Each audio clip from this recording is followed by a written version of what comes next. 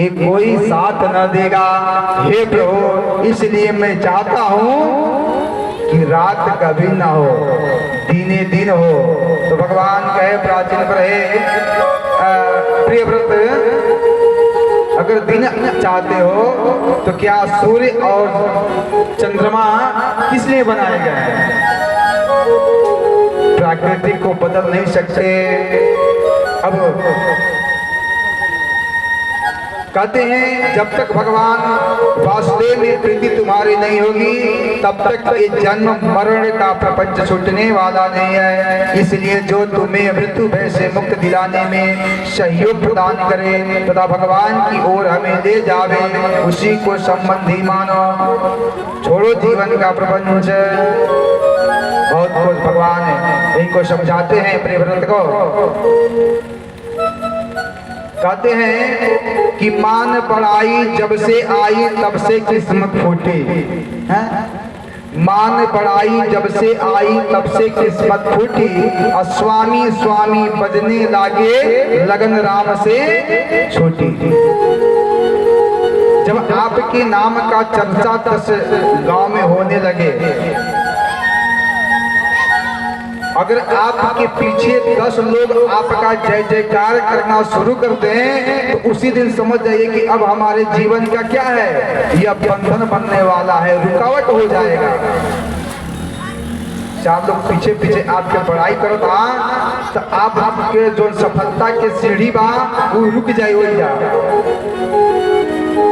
जिस दिन 4 लोग आपके पढ़ाई करने आपके पीछे आपके अगल बगल बढ़ाई करना शुरू कर दिए तो समझिए कि अब हमारी सफलता का सीढ़ी रुक जाएगा, क्योंकि अब इसके आगे नहीं बढ़ेगा। क्योंकि मान बढ़ाई जब मिल जाता है उसके बाद आदमी को अभिमान बढ़ जाता है, और बस उसी में हम डूबते और उतराते रह जाते हैं और भगवान को भी भूल जाते हैं। बोलो गोविंद भगवान की। कहते हैं इसलिए जो सच्चे सत्पुरुष होते हैं वह इन चक्रों में नहीं पड़ते हैं। जैसे माँ अपने बच्चों को बार बार देखती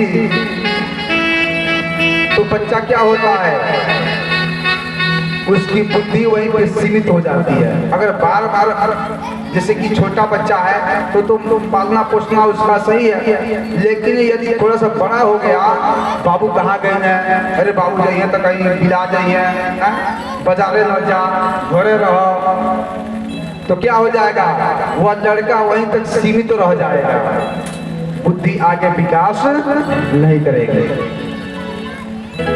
जब तक कुछ जिम्मेदारियां उसको आप दे करके और उसे बाजार नहीं करवाएंगे, किसी शहर बाजार में भेजेंगे नहीं, तब तक उसकी बुद्धि खुलने वाली नहीं है। अगर पिताजी साथ में है, चलो बेटा चलेगा बाजार है, तो वह भी न वह बेसता रहता कि हमने कौन जिम्मेदारी है ये नहीं क्या, तो खाली बस आवते जाते रह जाइबो, बुद्धि विकास ना हुई। तो इसे कहते हैं कि सत्पुरुष इसके चक्र में नहीं पड़ते हैं। और उनका स्वभाव, सत्पुरुषों का स्वभाव एक संतों जैसा हो जाता है और भगवान से कभी विमुख होना नहीं चाहते हैं। कहते कि इन्हीं के वंश में एक राजा हुए जिनका नाम था ऋषभदेव। ऋषभदेव भी भगवान के अनन्य भक्त हुए और इस ऋषभदेव महाराज के 5 पुत्र हुए। 5 पुत्र हुए और 5 पुत्र में सबसे बड़ा पुत्र था सुमति, और सुमति को सत्ता सौंप करके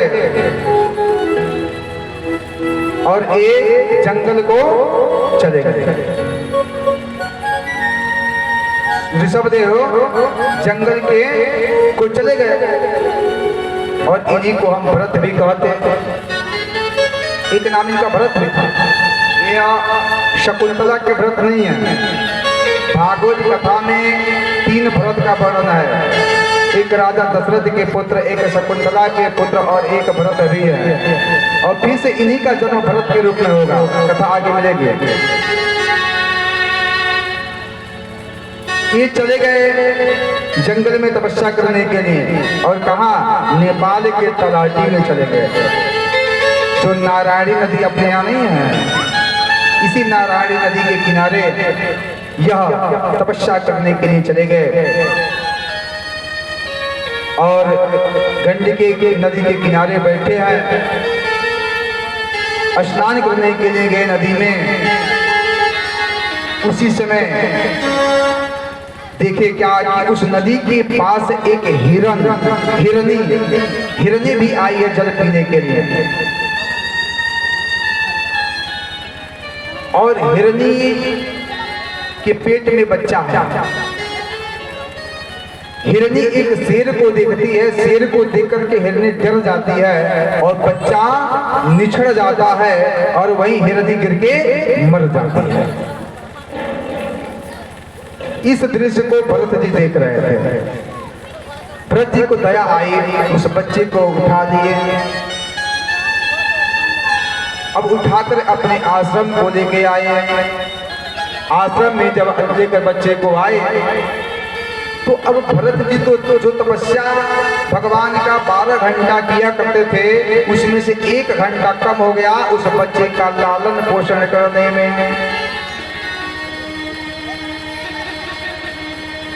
उसको पालने में 1 घंटा गया। धीरे धीरे बच्चा सज्ञान हुआ, कूदने लगा। अब भरत जी माला लेके बैठे थे पूजा करने के लिए, तब तक वह बच्चा पीछे से आके पीठ पे बैठ जाता। भरत जी डांट के बोलते तो हिरण का बच्चा वो कुछ दूरी पे जाके बैठ गए और भरत जी की तरफ टकटकी लगा के देखने लगता। भरत जी को दया आते और माला को छोड़ देते, बच्चे के पास चले जाते। इस प्रकार धीरे धीरे जो भरत जी की तपस्या थी वह कम होने लगी उस हिरण के बच्चे के मोह में। समय बीतता गया। एक दिन उसी कुटिया के बगल से हिरण का झुंड जाने लगा। कुछ हिरण के झुंड गए और जब हिरण के झुंड गए तो एक हिरण का सरदार देखा उस बच्चे को, बुलाया। बच्चा अपने स्वजातियों के साथ मिलके चला गया।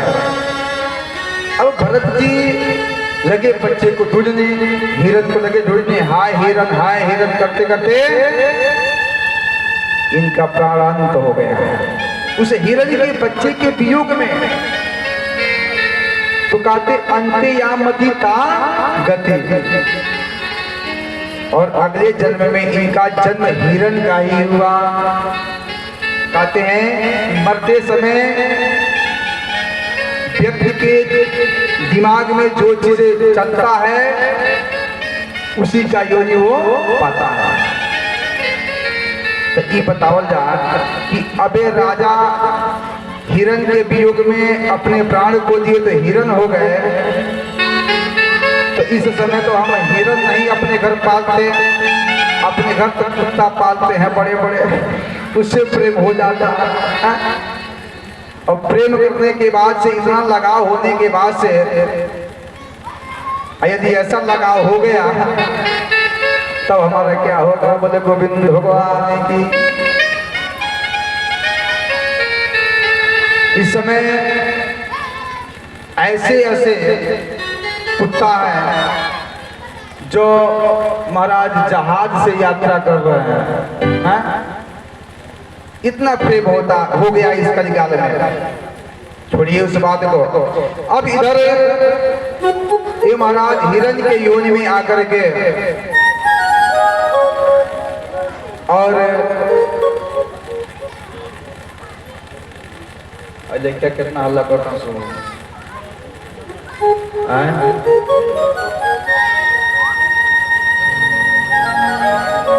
बच्चों को डांटे महाराज। बोले गोविंद भगवान की।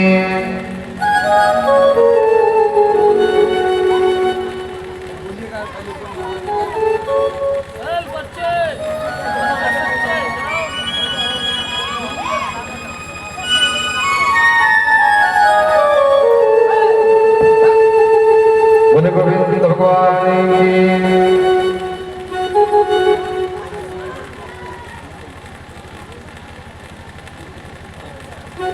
तो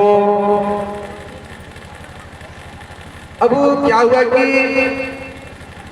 हिरण का इनका जन्म हुआ, और हिरण के जन्म होने के बाद भी इनका जो तपस्या था पहले का, तपस्या कभी खाली नहीं जाता है। वो तपस्या के बल पे इनको याद था कि मैं क्या गलती किया, थोड़ा सा गलती किया मैं हिरण हो गया। तो हिरण की योनि में होने के बाद भी यह भगवान की तपस्या करना शुरू कर दिए।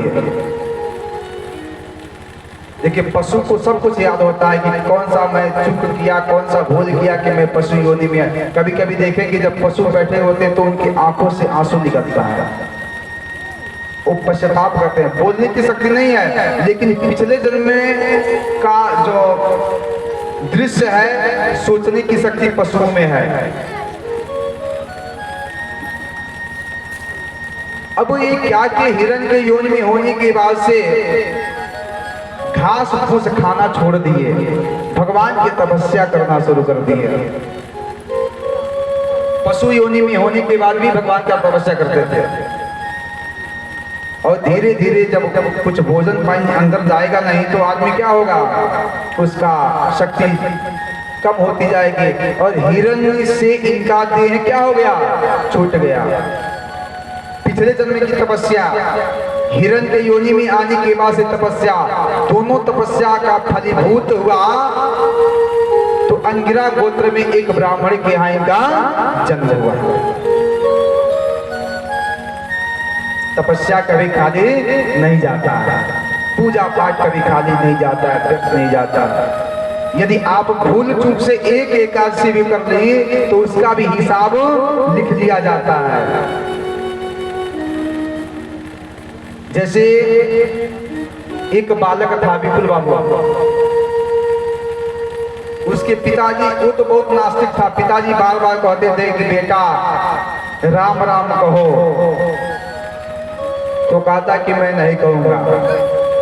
एक बार कहे, दो बार कहे, तो कहा कि मैं राम का मैं इस नाम को मैं नहीं जपूंगा। किसी बहाने उस घर में एक गुरुजी आ गए, तो गुरुजी से वह कहे कि महाराज मेरा बेटा है, भगवान का नाम लेता ही नहीं है। गुरुजी कहे ठीक है मैं प्रयास करता हूँ। आग जला था, ठंडी का महीना था, सब लोग बैठे थे। कहे कि बेटा राम का नाम लो। कहा गुरुजी मैं नहीं लूंगा।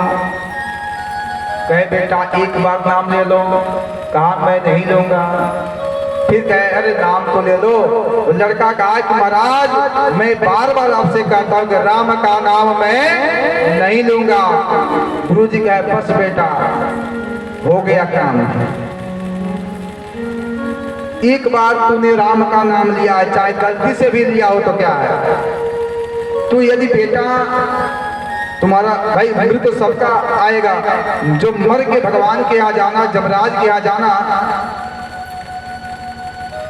जीवन भर पाप किए तो जमराज के ही जाओगे। तो जमराज के यहाँ जाना तो जमराज पूछेंगे कि बेटा कोई अच्छा काम किए हो तो कह देना कि मैं एक बार राम का नाम लिया हूं। गया वहां, जमराज पूछे कि जीवन में कभी पुण्य किया है, तो कहा नहीं मैं तो पापे पाप किया हूं, लेकिन एक बार मैं राम का नाम लिया हूं। तो उस जीव से जमराज पूछे कि क्या चाहते हो, तो जीव कहा कि महाराज राम के नाम का जो फल है मुझे दे दीजिए, उसके बाद से मुझे नरक में ढकेल दीजिए। जमराज कहे राम के नाम की महिमा मैं खुद नहीं जानता हूं, क्या उसकी महिमा होती है। अब वह जमराज अपने जमपुरी से उस बालक को पकड़ के लेके ब्रह्मलोक चले गए। ब्रह्मा जी से कहे कि महाराज राम के नाम की महिमा बताइए। ब्रह्मा जी कहे मैं भी उनके नाम की महिमा को नहीं जानता हूं। अब यमराज, वह लड़का और ब्रह्मा जी तीनों लोग कैलाश पर्वत हो गए, कैलाश लोक में। कि भगवान शिव 24 घंटा उनका नाम लेते हैं, वो बताएंगे। धन्य है राम का नाम कि यमपुरी से निकल के ब्रह्मपुरी से कैलाशपुरी वह बालक चला गया। वहां पे पूछा गया तो शंकर जी कहे कि मैं भी नहीं जानता हूं उनके नाम की महिमा, मैं तो 24 घंटा उनका नाम जपता हूं, लेकिन नाम की महिमा के बारे में, उसके विषय में मैं सोचा भी नहीं कि क्या इसकी महिमा होती है। कर्मण्य रेवाधिकारस्ते मां फलेषु कदाचन, मैं अपना कर्म करता हूं, फल की चिंता कभी नहीं करता हूं। तो कैसे पता चले नाम की महिमा? तो जिनका नाम है वही अपने नाम की महिमा बताएंगे। वह लड़का ब्रह्मा जी, भगवान शिव, तीनों लोग अब शिव लोक से साकेत लोक हो गए, जहां राम भगवान बैठे हुए थे। भगवान देखे तो कहे कि आप सब लोग एकाएक हमारे यहाँ आए, क्या बात है? तो यमराज कहे कि महाराज समय मत गवाइए और एक सवाल का उत्तर जल्दी बताइए, इसको नरक में डालना है। तो कहे क्या? तो महाराज यह भूल चूक से आपका एक बार नाम लिया है। राम जी क्या किए? उस बालक को ऐसे पकड़ के अपने गोद में बिठा लिए। यमराज का महाराज मेरे पास समय कम है, जल्दी बताइए। भगवान कहे यमराज तुम अपने रूप के साथ साथ तुम्हारे आंखों पे पट्टी पड़ गई है क्या? देखते नहीं हम मेरी नाम की महिमा? एक बार नाम लिया तुम्हें अपने गोद पे बिठा लिया, अगर जीवन भर नाम लिया होता तो अपने बगल में एक सिंहासन तैयार कर देता। बोल गोविंद भगवान की। यह होती है तपस्या। तो भूल चूक से यदि आप एकादशी भी व्रत कर लेते हैं तो खाली नहीं जाएगा, हिसाब में लिख लिया जाएगा। कोई भी व्रत आप कर लें तो आपके हिसाब में, आपके बही खाता में लिख लिया जाएगा। एक सिक्का यदि कहीं आप दान करते हैं वो भी क्या होगा? सब लिख लिया जाएगा कि दान इन्होंने किया है।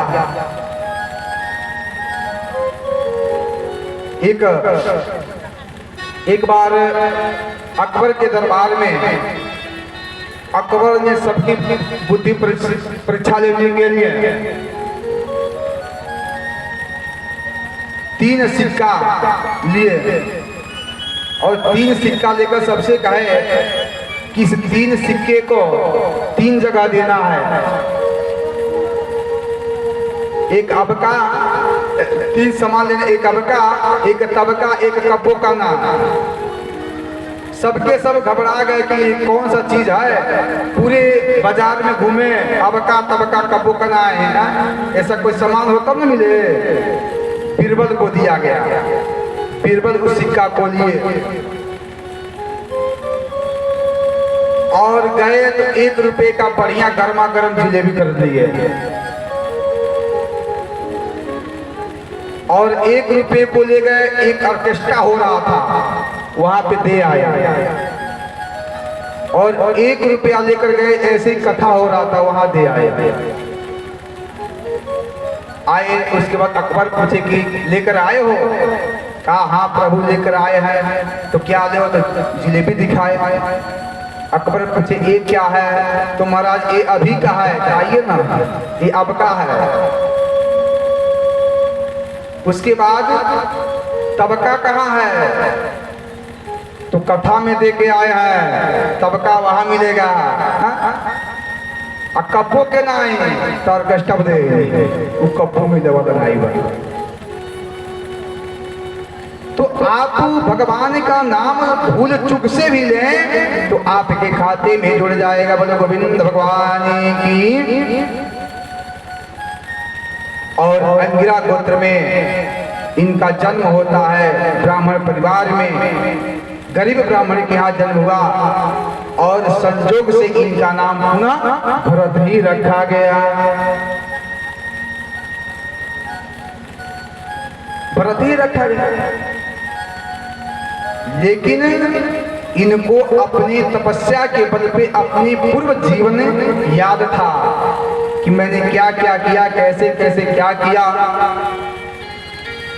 तो मैं ब्राह्मण के यहाँ आया। अब इनका एक बार जनेऊ संस्कार होता है। जनेऊ संस्कार में एक गायत्री मंत्र गुरुजी देते हैं। तो यदि पिताजी पूछे कि बेटा उस मंत्र को जानते हो?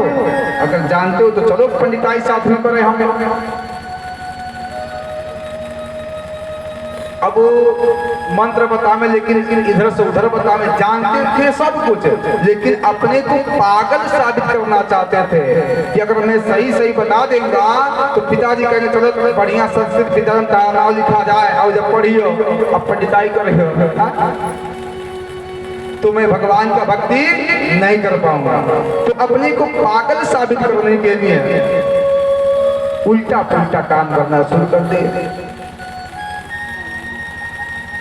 इनकी भौजाइयां जो थी, भौजाइयां कहीं की काम धाम कुछ इनका है नहीं, खा के मोटे तगड़े हुए हैं। इनको कुछ काम आप लोग क्यों नहीं अड़ाते? तो एक बार इनके पिताजी कहे बेटा जाओ फावड़ा लेकर कुदाल लेकर के खेत में कुटार कोड़े आओ। वह गए कोड़ने के लिए, कोड़ते कोड़ते वहां पे कुआं बना दिए, कोड़ते कोड़ते कुआं बना दिए। अब इनके पिताजी कहे कि ये तो सफा नकम्मा है। क्या कि अब एक काम करो, खेत में रहना, मकई बो दिया गया, मकई रखाना, यही भोजन आएगा, यही पाना। कह के चले गए। भरत जी भगवान से कहे प्रभु बड़ी कृपा आपने किया कि घर के झंझट से छुड़ा कर यहाँ पे आप एकांत में हमको बैठा दिए, यहाँ पे आपका मैं भजन करूंगा। दूसरे दिन भाई लोग आए और उसके बाद से आने के बाद भाई चले देखे क्या कैसे भरत अपने काम को कर रहा है। आकर देखते हैं तो पूरे मकई के बाल में पियरका का सुग्गा लगल बना है, खाता है। आई महाराज जी चुपचाप मचानी पे बैठ गया, हाथे माला। भाई साहब पूछे कि ये बताओ तुमको रखवाली के लिए भेजा गया है, देखो ना कितना सुग्गा लगे हुए हैं। कहते हैं भैया मैं क्या करूं, राम जी की चिड़िया राम जी का खेत, खा लो चिड़िया भर भर पेट। राम जी की चिड़िया राम जी का खेत, खा लो चिड़िया भर भर पेट। राम जी की चिड़िया राम जी का खेत, खा लो चिड़िया भर भर पेट।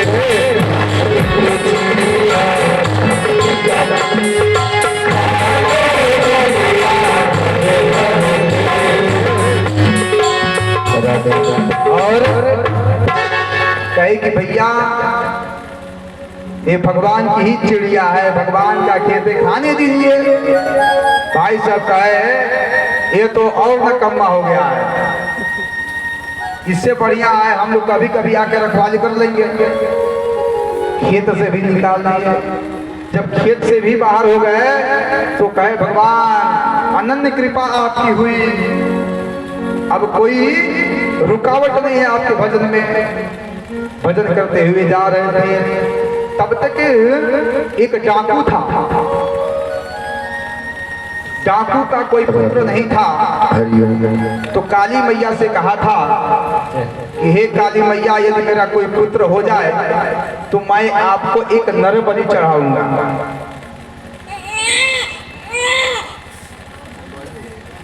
माता जी की कृपा से पुत्र पैदा हुआ। अब नर बलि के चक्कर में डाकू घूमने लगा, भाई नर बलि अब कहां से मैं लेके आऊं। तब तक एक डाकू में एक था जो इनको देख लिया।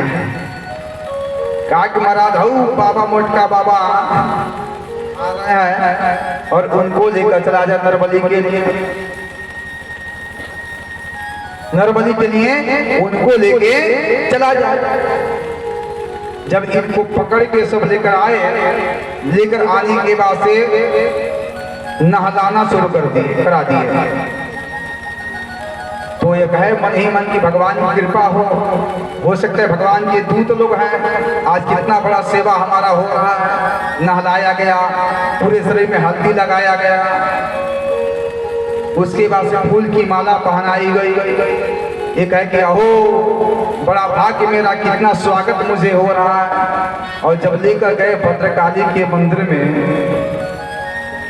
और जब इनको सुलाए, और जब बड़का बड़का तलवार दिखाए, अब तो ये डर गए महाराज।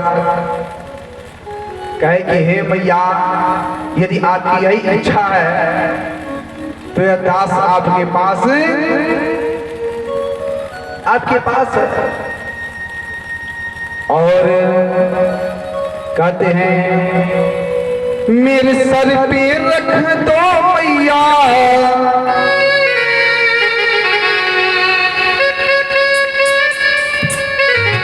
मेरे सर पे रख दो मैया, ये अपने दोनों हाथ,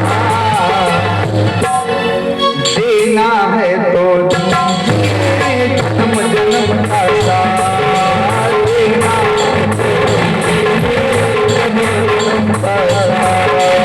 देना है तो दीजिए जन्म जन्म का साथ, देना है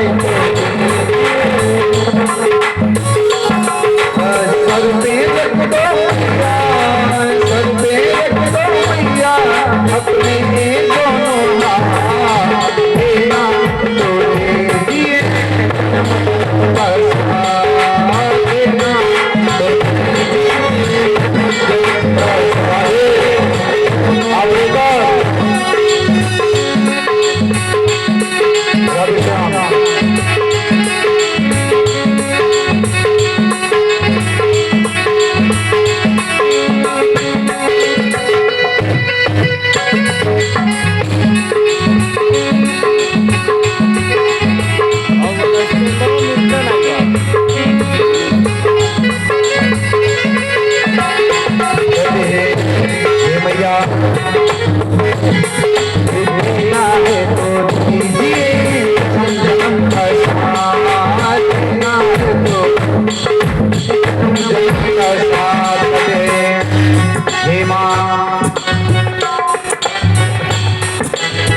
तो रहे हैं गम के दुख में प्यार सैया कर देना,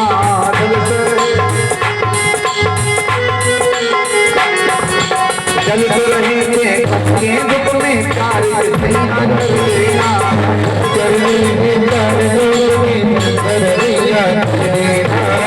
पानी के नाव चले ना अब पतवार बदल देना, पानी के नाव चले ना अब पतवार बदल देना, पानी के नाव चले ना अब पतवार बदल देना, पानी के नाव चले ना अब पतवार बदल देना।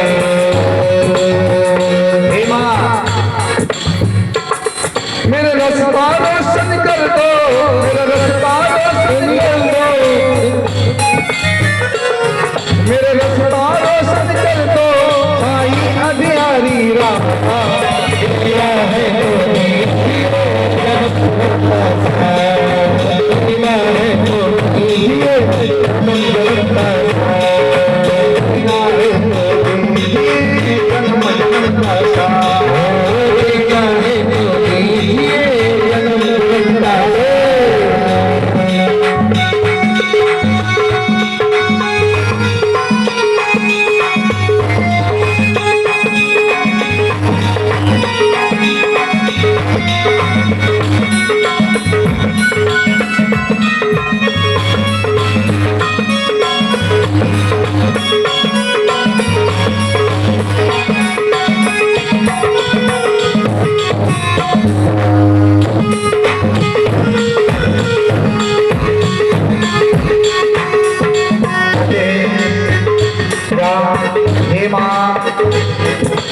इसी जन्म में सेवा देकर बहुत बड़ा एहसान किया, इसी जन्म में सेवा देकर बहुत बड़ा एहसान किया, इसी जन्म में सेवा देकर बहुत बड़ा एहसान किया, इसी जन्म में सेवा देकर बहुत बड़ा एहसान किया।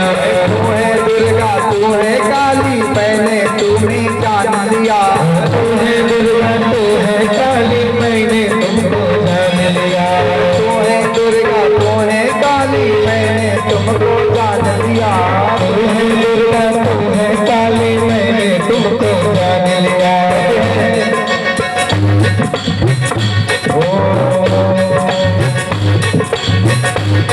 तेरे साथ रहे बरसों तक तेरे साथ रहे बरसों तक साई अजियाली रात मेरा है तो लीजिए मेरा है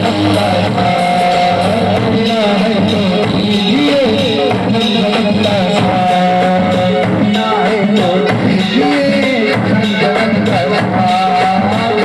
है तो लीजिए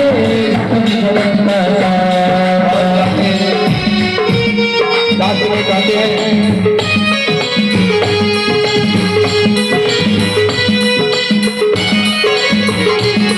क्या सुना है हमने शरणागत को अपने गले लगाते हो। अपने शरणागत को अपने गले लगाते हो। सुना है हमने शरणागत को अपने गले लगाते हो। हमने शरणागत को अपने गले लगाते हो।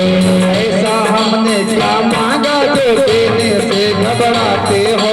ऐसा हमने क्या मांगा जो देने से घबराते हो। ऐसा हमने क्या मांगा जो देने से घबराते हो। ऐसा हमने क्या मांगा जो देने से घबराते हो। जैसे रख दो मैया जैसे रख दो मैया जैसे रख दो मैया जैसे रख दो मैया होती रहे मुल्का मेरा है तो लीजिए जन्म का साथ। मेरा है तो लीजिए जन्म का साथ। मेरा है तो लीजिए जन्म का साथ। मेरा है तो लीजिए जन्म का साथ। मेरे सर पे रख दो पिया मेरे सर पे रख दो अपनी दोनों हाथ। मेरा है तो लीजिए जन्म का साथ। मेरा है तो लीजिए जन्म का साथ। मेरा है तो लीजिए जन्म का साथ। बोल कालिका मैया की। अब भरत जी सोचे कि हो सकता है माँ का यही मर्जी हो और जो होता है वो अच्छा ही होता है। जो होता है अच्छा ही होता है। एक बार इसी तरह अकबर का एक बार अंगुली कट गया। अंगुली कट गया। बीरबल से पूछे तो बीरबल कहे कि महाराज अकबर कहे कि मेरा अंगुली कट गया। बीरबल कहे कि महाराज जो होता है अच्छा होता है। अकबर को गुस्सा आ गया। अकबर बीरबल को बंद करा दिए ताखाने में। मेरी अंगुली कट गई है या कर जो होता है अच्छा होता है। और बंद करा करके शिकार करने के लिए चले गए। शिकार के लिए जब आगे गए तो इसी प्रकार डाकू ढूंढ रहे थे। इनको लेके गए बलि के लिए। तब तक एक डाकू कहा करे इसकी बलि तो कालिका मैया लेवे नहीं करेंगे, इसका अंगुली कटा हुआ। अकबर को याद आ गया कि बीरबल कहा था कि जो होता है अच्छा होता है। सही कहा था। आए बीरबल को निकाले बाहर कि बहुत बात बढ़िया कहते आज मेरा अंगुली कटा नहीं होता तो आज मैं खुद कट गया होता। अच्छा ये बताओ कि तुम कैसे बंद हो गए, भगवान मेरे साथ अच्छा क्यों किए। बीरबल कहे प्रभु यदि आप मुझे बंद नहीं किए होते तो मैं भी आपके साथ जाता, तो मैं भी पकड़ के वहां जाता। आप तो खंडित थे, मैं भला पंडित पूरा पूर्ण था, तो आपके बदले में मैं बलि चढ़ गया होता। बोलो गोविंद भगवान की। इसलिए भगवान जो करते हैं अच्छा ही करते हैं। अब इधर जड़ भरत आंख बंद करके माता जी का ध्यान करके और अपने सर को नीचे किए, तब तक कालिका मैया प्रकट हो गई। बोले कालिका मैया की। और कालिका मैया खड्ग निकाल करके जितने डाकू लोग थे सबका सर धड़ से अलग करते हैं। खून के फव्वारे बहने लगे। जड़ भरत सोचे कहां से खून, अभी तो मेरा गर्दन जुड़ा ही है। देखते हैं तो सर के सब डाकू पड़े हुए हैं। कहे कि धन्य है मैया। और वहां से जड़ भरत आगे को चल दिए। आगे के जब चले तो एक सिंधुवीर देश के एक राजा थे जिनका नाम था रहुगढ़।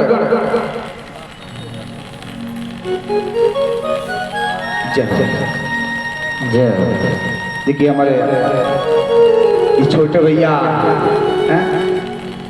भगवान के अनन्य भक्त, इनके यहाँ भी भागवत भगवान जी की सेवा दुबे जी हो चुकी है आपके माध्यम से।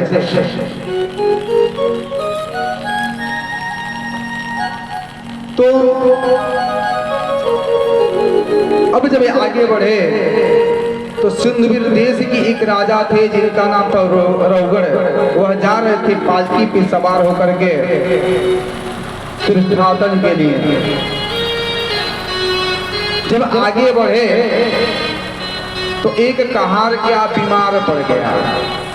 एक कहार बीमार पड़ गया। अब 4 कहार के में एक कहार जब बीमार पड़ गया तो पालकी चलेगी कैसे। तब तक ये महाराज जी दिखाई दे गए। महाराज जी को लेकर के पालकी में सब लगा दिए। महाराज जी पालकी में लग गए। पालकी चलने लगी तो इनको कभी आदत था नहीं पालकी चलाने का। और संत महात्मा थे, ये रास्ते में जब चिंकी देखते तो इधर से इधर हो जाते, इधर चिंकी देखते इधर से इधर हो जाते। तो पालकी का जो चाल था वो थोड़ा जगमगाने लगा। और जब जगमगाता था तो राजा को चोट लगती थी ऊपर। राजा कहे कि तुम सबको चलने का ढंग नहीं है का। तब तक एक कहार कहा नहीं महाराज, हम सब में दोष नहीं है, यह नया नया कहरिया आया है, इसको चलने का सही ढंग नहीं है। राजा उस पालकी से नीचे होकर के उस कहार को देखते हैं। तो राजा ने कहा कि इस दुबले पतले कहार को किसने लाके जोड़ दिया।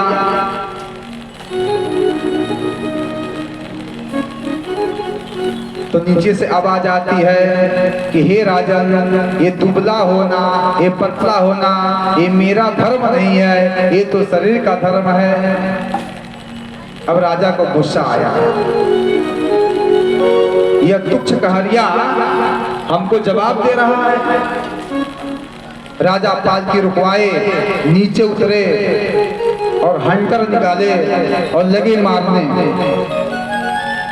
जितने हंटर से मारते उतने वो हंसते हैं। तो राजा कहे कौन ऐसा आदमी है जिसको दर्द ना हो। ये कहे कि महाराज दर्द होना ना होना ये तो शरीर का धर्म है।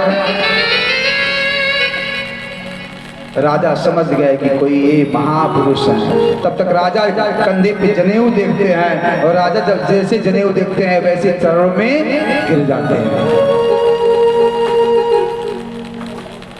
और राजा को बहुत बढ़िया उपदेश यह देते हैं।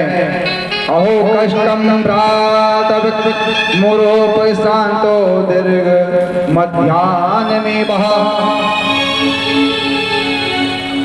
प्रवत्तच्चते करोमि चिकित्साम दंडे पहाड़े रिवः। कहते हैं कि हे राजन, तुम किसे दंड देने की बात कर रहे हो? तुम मुझे क्या दंड दोगे? क्योंकि ना तो मैं पतला होऊंगा, ना मोटा होऊंगा, ना मैं मरूंगा। इतनी बात जब ये ऊपर की बात है, राजा सुने, राजा उनके भक्त हो गए और अपने पालकी से कहे, पालकी वालों से कि अपने पालकी लेके जाओ, मैं तो जिनका तलाश कर रहा था वो अब यहीं पे मिल गए, यहीं पे मेरा सत्संग होगा।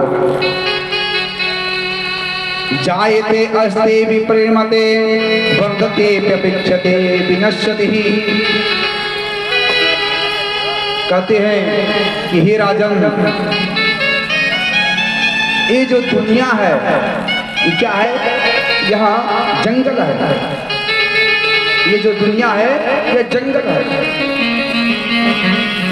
और इस जंगल में जैसे एक व्यापारी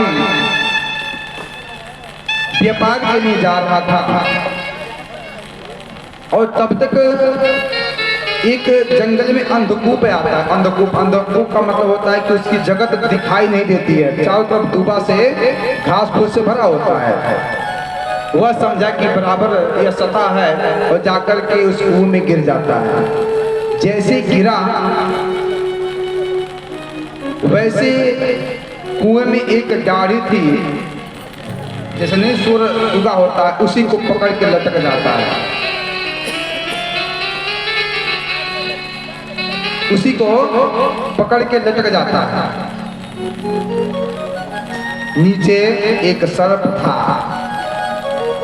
नीचे कुआं में। अब वो व्यापारी डरने लगा कि जैसे मैं नीचे जाऊंगा ये सर्प मुझे खा जाएगा, डस देगा। और तब तक व्यापारी का ऊपर नजर जाता है तो मधु का छत्ता है, ऊपर मधु का छत्ता, नीचे सर्प, बीच में दाढ़ी पकड़ के लटका हुआ। बेचारा जाए तो कहाँ जाए? तब तक देख रहा है कि मधु में से मधु टपक रहा है। व्यापारी को भूख भी लगा था और उसी में से मधु चखने लगा, ऊपर से गिरता हूँ व्यापारी मधु चखने लगा। तब तक एक चूहा था, चूहा। वह चूहा धीरे धीरे उस डाढ़ को कुतरने लगा। दो चूहे थे, एक काला एक सफेद, दोनों मिलके उस डाल को कुतरने लगे। अब इधर चूहा डाल को कुतरते हैं, नीचे सर्प है। अब व्यापारी बेचारा तो फंसा हुआ है, करे तो क्या करे। एक समय ऐसा आया कि दोनों चूहा मिलकर उस जाल को काट दिए। व्यापारी बेचारा नीचे गिर गया, सर्प डस दिया वो जैसे सीताराम। हे राजन, वह व्यापारी कोई और नहीं, हम और आप हैं। वह काला सर्प मृत्यु है। डाली क्या है? तो परिवार है। ये डाली परिवार है, समय है। डाली समय है, समय को पकड़ के हम लटके हुए हैं। और मधु का छत्ता एक परिवार है, यानी कि परिवार धीरे धीरे हम लोग को, हमको कभी 10 रुपया कभी 5 रुपया दे के हमेशा मनाता रहता है। और हम उसी लालसा में होते हैं कब अधिक हमें मिले, चखें। और ये जो दो चूहा है कुतर रहा है, एक दिन है और एक रात है, और दोनों मिल के समय को खा रहे हैं। और जब दोनों समय को खा रहे हैं, खाते खाते एक दिन पूरे समय को खा जाएंगे तो हम सबको ऐसे ही गिर जाना पड़ेगा। तो इसलिए हे राजन, इस चूहे के उतरने से पहले हम अपने को गोविंद के चरणों में लगा लें। देखिए भागवत में जो भी आप कथा सुनेंगे, कितना बड़ा कथा हो, घुमा करके गोविंद के चरणों तक ही पहुंचाएगा। भागवत ही नहीं, किसी भी संत के पास आप जाइए, भले ही आपके पास प्रपंच है तो क्या है, लेकिन संत आपके प्रपंच से निकाल करके धीरे धीरे गोविंद के चरण में जाने का रास्ता बता देगा। बोले गोविंद भगवान की जय, सावरे सरकार की जय जय श्री राधे राधे श्याम। मेरो राधा रमण गिरधारी, गिरधारी श्याम बनवारे। मेरो राधा रमण गिरधारी, गिरधारी श्याम बनवारी।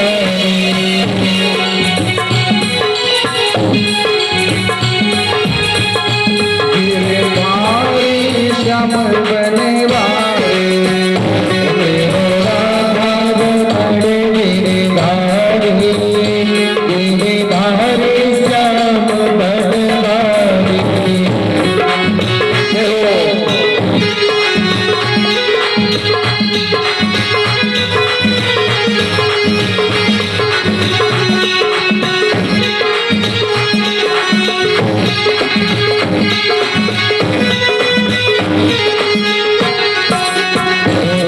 गोविंद मेरो है, गोपाल मेरो है, गोविंद मेरो है, गोपाल मेरो है, गोविंद मेरो है, गोपाल मेरो है, गोविंद मेरो है, गोपाल मेरो है।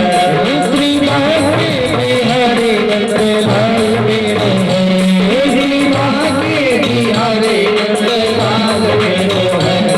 गोविंद मेरो है, गोपाल मेरो है,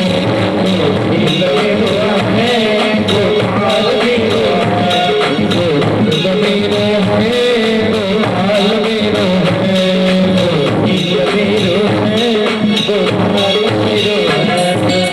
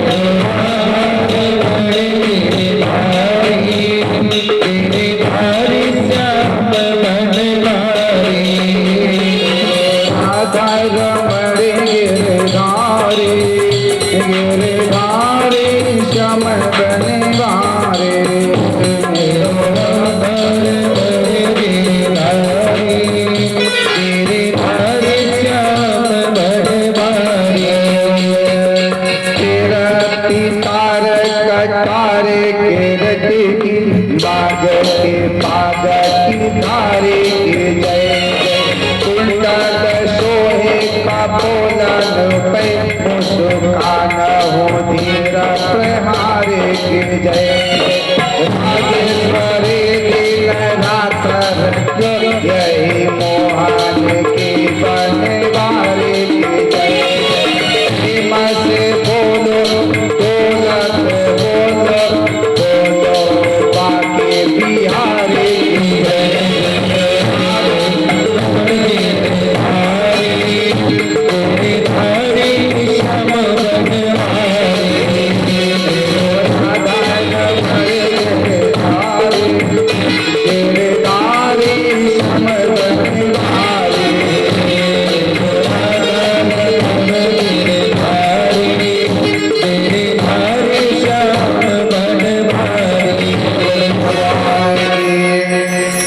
इस प्रकार से जरभरत जी बताते हैं रवगुण को, और उसी में अब दीपों का वर्णन करते हैं। जो कहते जब हमारा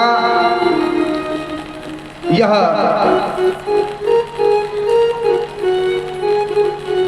अब जरा हमें भूगोल खगोल के बारे में कुछ बताइए। तो बताते हैं, और इधर सुखदेव जी परीक्षित जी को भी बताते हैं। देखिए इसमें कई पत्ता है।